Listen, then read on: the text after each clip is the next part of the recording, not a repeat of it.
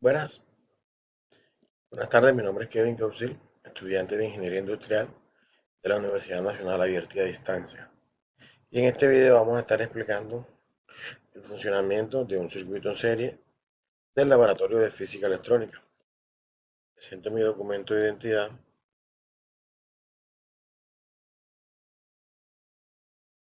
Procedemos a la explicación.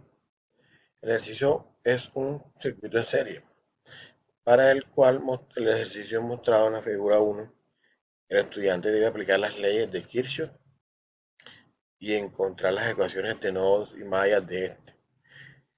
El estudiante debe resolver dichas ecuaciones para conocer la corriente de la malla principal y los voltajes en la resistencia junto con la resistencia equivalente, o sea, los valores teóricos. El paso a paso de este procedimiento debe estar consignado en el informe de laboratorio y los valores solicitados deben estar plasmados en la tabla 2.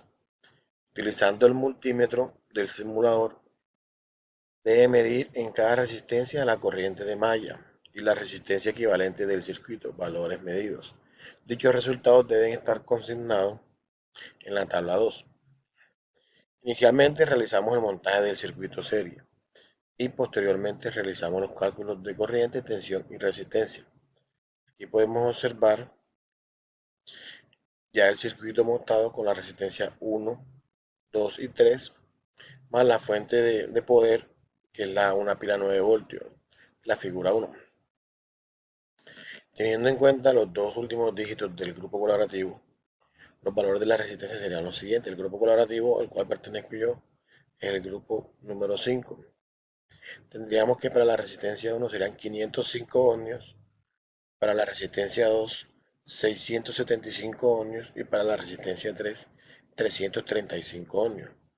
Tenemos la expresión B igual a I por R, que es la que se relaciona con la tensión, la corriente y la resistencia, donde la resistencia equivalente corresponde a la suma de las tres resistencias, que sería igual a resistencia equivalente igual R1 más R2 más R3.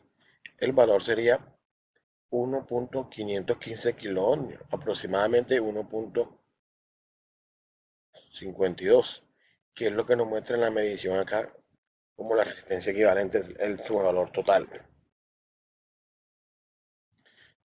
Ya con el valor de la resistencia equivalente se halla la corriente que circula por el circuito, que al ser serie es una sola, haciendo una malla.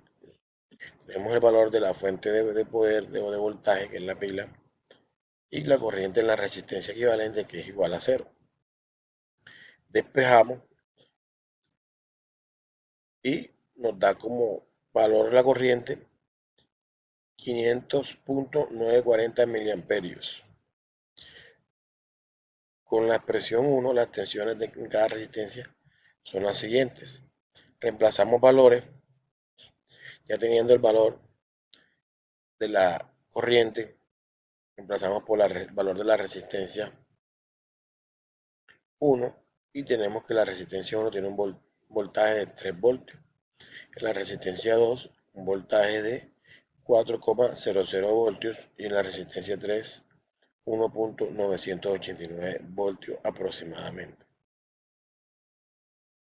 Que acá lo podemos observar con la medición en la protoboard.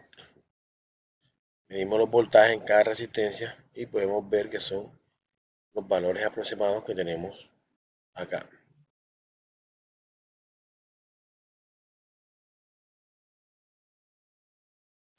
Se consignan los valores teóricos y medidos en las siguientes tablas. Son valores teóricos y los valores medidos. Pasamos a responder las preguntas de profundización del circuito serie. ¿Qué pasa si aumento el valor de la resistencia R2? La tensión en la resistencia 1 y 3 disminuye debido a que la corriente del circuito disminuye. ¿Cree usted que un circuito físico realiza los valores? En un circuito físico real los valores serían diferentes. De ser así, ¿cuál es la razón para que esto suceda? Si son diferentes los valores, pues en realidad no se encuentran resistencias con valores exactos. Después de medir el voltaje en las tres resistencias, calcular la potencia en la resistencia R2, teórico y práctico. La potencia, la corriente y el voltaje se relacionan con esta expresión P igual a V por 1, que será la expresión 2. Aquí pasamos a utilizar la expresión y reemplazamos valores. Tendríamos para la potencia 23.77 miliwatts y la potencia teórica sería la siguiente, 23,81. Podemos ver que es exacto la respuesta. Muchas gracias.